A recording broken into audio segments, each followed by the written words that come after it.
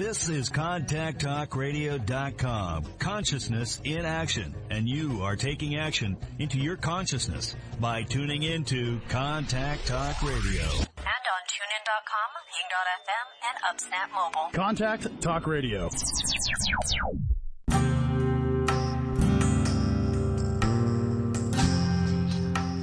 Welcome to Spiritual Psychic with Sarah Wiseman, where you'll learn how to unlock the secrets of spiritual intuition and your own psychic gifts. Here's Sarah.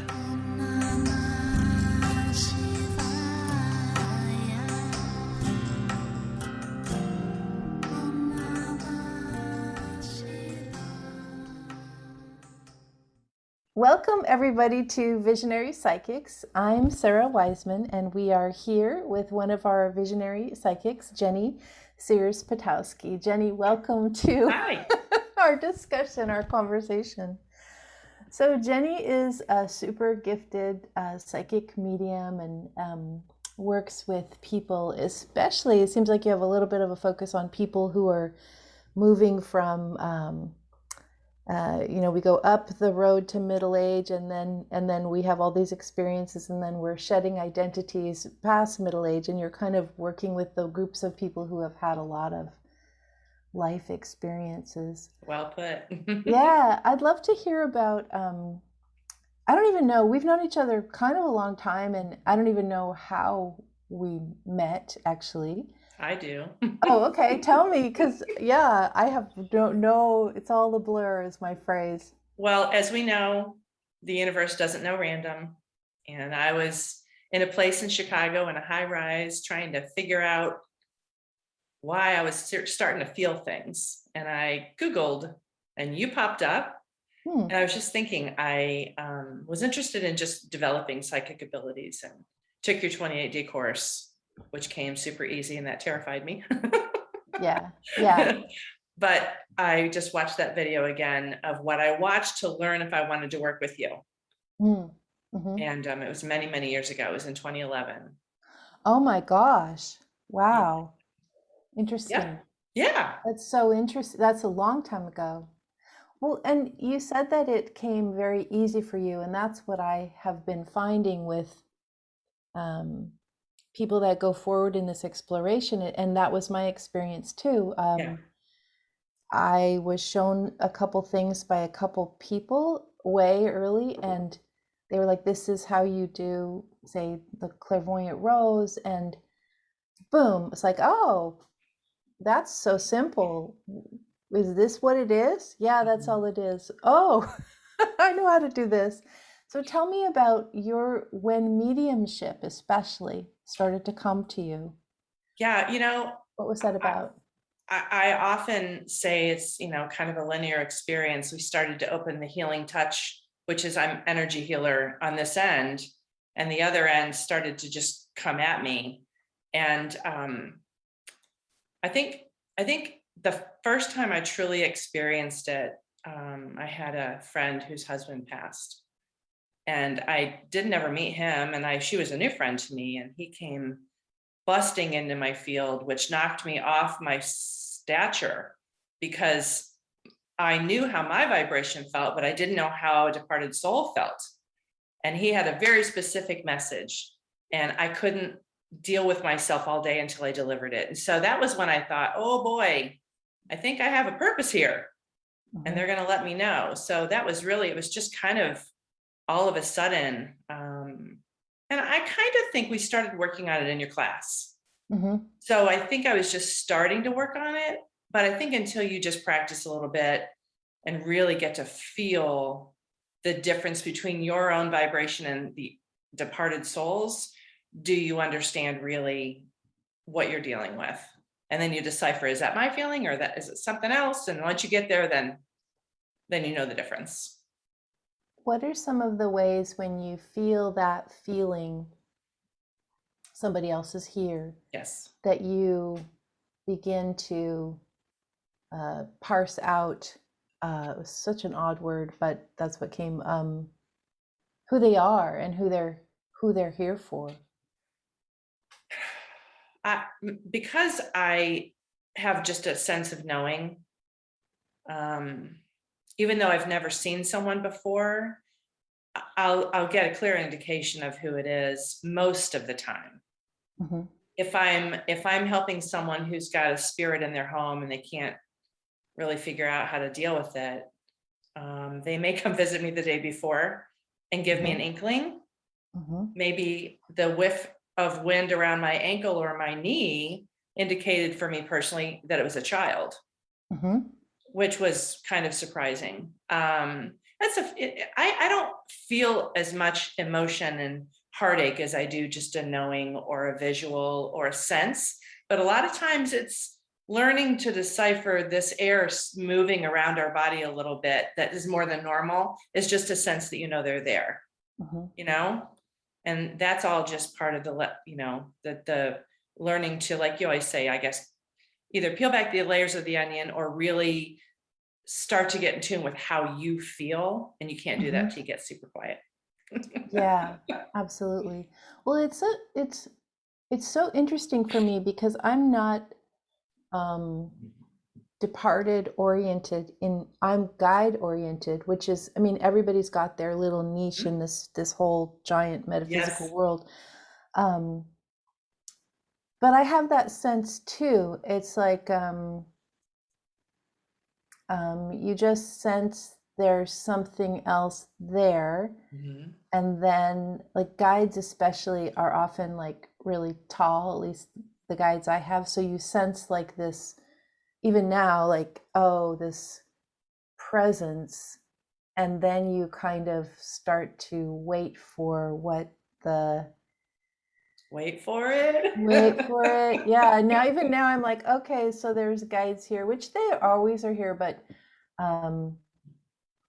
that surprises me. And so now I'm kind of like, do they have something to say? And then with mediumship, I'm actually surprised on this recording now that we're doing. A lot of times when the departed do come, at least for me, like with a client, maybe somebody's parent will come in or something that is passed, and the phone lines will go out, the connection will drop, the lights will go. What do you have those kinds of signs or interruptions when someone's trying to get... I do. Yeah. I was going to be giving a message, unbeknownst to me, I was going to be giving a message to someone whose child had passed, and he came to see me.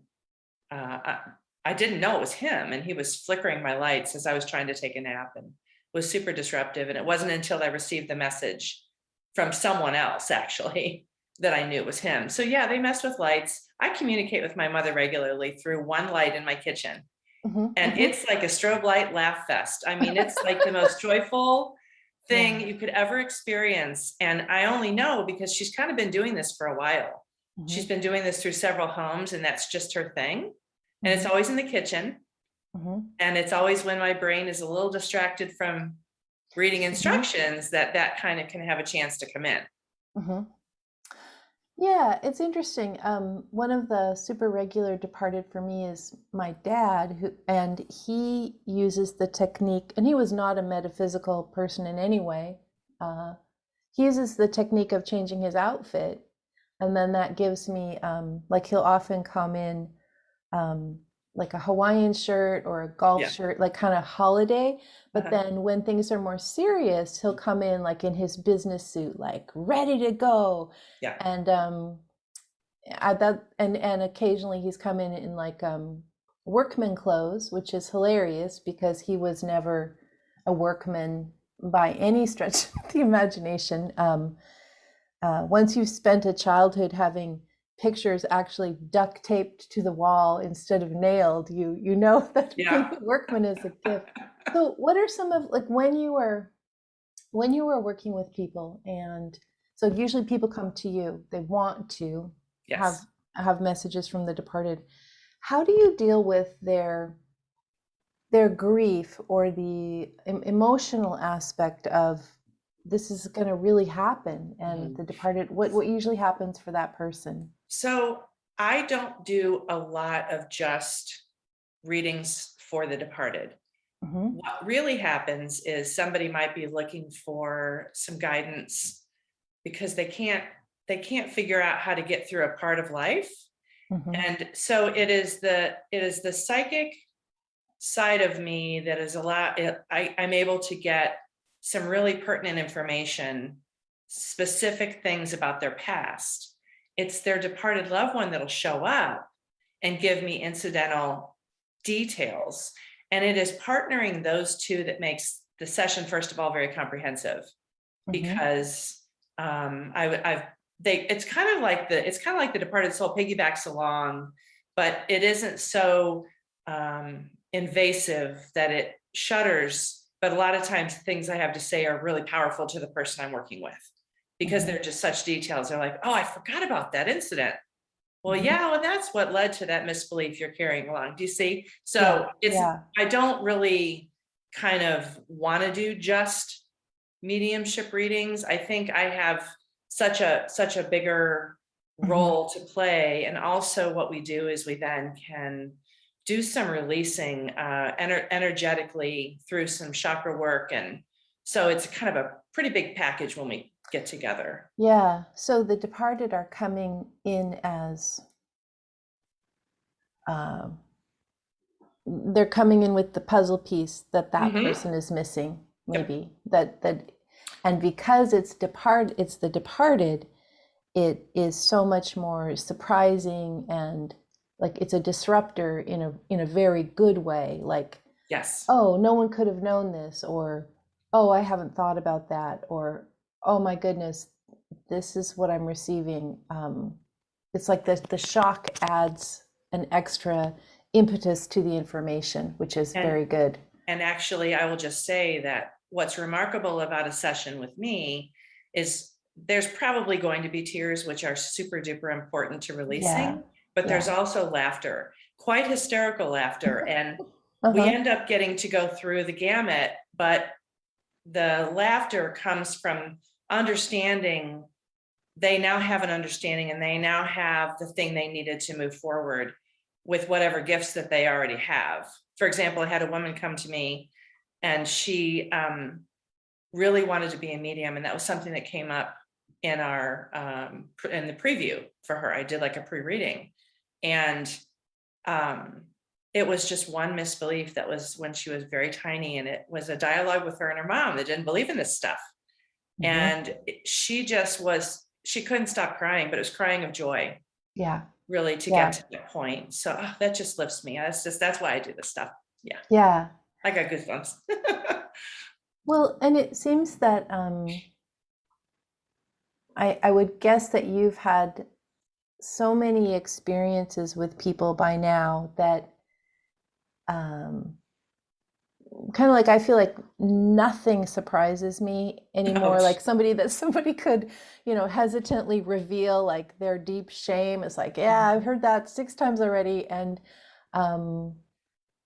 there's nothing that's unfaceable. Like even if the emotions get intense, like you've seen it all. Yes. You know how to manage in a way that's going to help the person. You can be a strong support because you've had all these experiences and navigated them already. I remember I went to see a psychic, and she was a psychic medium, and she said, well, you've lived about 1,700 times by now. Like, no wonder that's why. No wonder I get it all, and I'm so accepting. Yeah. Exactly. We carry that stuff with us, When you look at I'm noticing that there's a really big change in these younger generations, much different than even when you and I were young. We might have thought we were so different, but I kind of don't feel that we were as different as these upcoming younger generations. What do you feel about, and in terms of like the whole psychic development, opening to the different realms, this new openness of these younger folks? Yeah, well, you're right. There's definitely been a shift. I'm seeing more and more young people. I'm encountering more and more young people. I just worked with an 18-year-old guy. Yeah. So gifted. His mom is too. His grandma is too. It's just this family generational gift. But I think it's becoming so accepted, even in corporate America. I just went to a women's conference, and the theme was basically find your superpower, and meditation was throughout the entire thing. Yeah. So I just think we're all waking up as a world, and it's starting younger. I mean, I don't know if I answered your question, but I definitely see it. Yeah, things that in a corporate world, even 10 years ago, that would have been, maybe not 10, but 20 years ago, that would have been off the table, unaccepted. Yes. And so when we're beginning to connect into this collective consciousness, of course, everything's going to change. Yeah. Back to the departed, because I'm kind of interested, what you had mentioned a little earlier, maybe before we started recording, I can't quite remember, but that some of your departed are really old, like really, really old. What's the gamut of what ages they're coming from? Well, I mean, I was sort of a little bit being facetious with that. But I guess sometimes surprises, I will say this, it sometimes surprises my clients when their great grandma came. Mm-hmm. And maybe they didn't know him or didn't know him well. Mm-hmm. So I can't say that I really do much prior life work, mm-hmm. and I'm not really feeling that. I think my clients that are needing me are needing somebody they can relate to, in this lifetime. Yeah. I remember I did have a client that her grandmother showed up and she said, "Oh, she's still alive. She transcends time, obviously." And I was like, "Oh, I did not mm-hmm. really realize that was possible." Mm-hmm. So she was joining us and needing to tell her things. That was pretty amazing. Yeah. Yeah. So I see it all. I think that just like mediumship, guides, past lives, crystal healing, again, everybody's got their little niche area. We can't all be plumbers. Some of us need to be electricians. It's just, we got to fix the house, sort of. What do you think when you're just looking, not necessarily around the departed, but where do you find the blocks for people usually? Is it misbeliefs from the past? Is it fear? Or are you noticing any kind of change in who you've been seeing recently? There for a while, I saw a few people who had dealt with some pretty abusive relationships. But a lot of, I'll say this, people who are trying to uncover their spiritual gifts, almost all of them have been when they are just about 4 to 6 years old. And it was a misbelief. It was being told something that had to do with that area that they needed most to uncover and start to do work in. That's blown my mind. It's consistently that age. So that's the age of where they just have language and thought. They're just about to move into that very first stage of independence from the parent, kindergartenish, just about, like they're still super under the protection or the abuse of the home, whichever it is, but they're just starting to separate a little bit. Yeah. I don't know. Yeah. I feel like most of it most of it's been misbelief. Mm-hmm. We're good about that, imprinting on our children the things that we believe in. And I know as a mom, I tried to consciously allow my kids to make decisions, especially about religion. Mm-hmm. Just, you need to figure it out because, I've just recently, really had a kind of revelation about spirituality and religion coming together and working beautifully. And it took a little bit, so. Yeah, absolutely. Yeah, I've been thinking coming out of several religious traditions and then moving to a place of this idea of the personal spiritual practice. But one of the things organized religion does offer is this direct community, which is pretty important. So it is important. We can't just all wander by ourselves. We have to. It's lonely. Yeah. You can be real lonely because a lot of people, they're like, "What do you do?" So yeah, I mean, having a community of like-minded people is a big deal. Yeah. Yeah. What other things come to mind for you, or what's popping into your mind now that you feel like you should mention or talk about? You know, I think one of the gifts I've really wrapped my heart around that I've developed, and you do when you're developing your spiritual gifts and learning to decipher whether the feelings are yours or not. Mm-hmm. As a lot of people are very sensitive to community and to world events, it's really easy to take that stuff on and think that we own it when we get up. And there's, if we can learn to immediately know, okay, wait, I can let that go. That's just not anything I need. Meditation obviously helps with that, getting centered and grounded so that we're not carrying around all the burdens of the world. But learning to figure that out was such a big deal for me. I have been sensitive all my life, and I didn't have the tool of, do I own that or not? And that is incredibly helpful, especially with all that we're going through right now in the world with all the. Yeah. Can you does a specific example come to mind for you on that? Well, I think going through the initial quarantine from the pandemic really was difficult, and feeling isolated. And I was able to realize, hopefully not too late into that year, but I was going into meditation and getting connected and centered and bringing back the joy, because I feel like, that is one of my gifts, is I'm a bit of a cheerleader and I'm an encourager and all of that. And so, turning off the TV and the radio and all that kind of stuff, but just realizing this thing that we all feel, I don't have to feel that each and every day, all day today. Right. I just kind of can, let that go and go in for a few minutes and get, my chakras in alignment, and, whatever, everybody has their own little routine. But that's probably the strongest thing in my mind, was learning to just, look, I've got the abilities. I can just let this stuff kind of go. But it can be overwhelming at first when there's something really scary.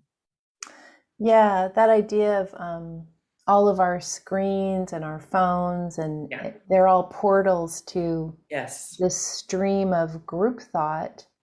And we kind of want to pay attention to kind of have an awareness of what that is, but we don't have to live in that particular stream of fear and anxiety. It's kind of like the Buddhist idea of like, what is right in front of me, like right now, and then in the physical plane, and then also what's right in front of me in other dimensionals besides, outside of that particular stream of fear. Like, there's such a big universe. Do we really need to pay attention to that little piece, even though it seems overwhelming at the time, that it's on everybody's. Right. On the flip side of that, I will say, from the more joyful standpoint, when we learn how to decipher how we feel, our body, our energy, just our own, and then we allow ourselves to kind of feel what's outside of us, and then learn to just follow kind of the breeze, which is what I've really tried to train myself to do all through the years. We get to experience some really special stuff. Yeah. We get to have encounters with some really special people. And if we're here to lift people up, and we have the opportunity every day, all day long, if we're going to listen to it, that's what I usually do in the morning, is I just say, show me. I get to have some wonderful encounters with people, and it, the return smile and all of that, it just keeps you lifted all the time. It doesn't hurt when you need to find that parking spot. Right. I mean, there's obviously a lot of pluses, and you can really leverage your life, your work life, your personal life, when you learn how to develop this stuff. I want to teach every single person I come in contact with how to be their own powerhouse, their own, just tap into their own superpower. The words that I would use for that is like we learn how to be completely connected to the flow state of the universe trying to bring us to our highest potential. So getting rid of a lot of that chatter that's not even relevant, and connecting in and then tracking where we're being led is pretty amazing. Any last thing you'd like to say about your work or what you've learned? Anything you're focusing on now? I would say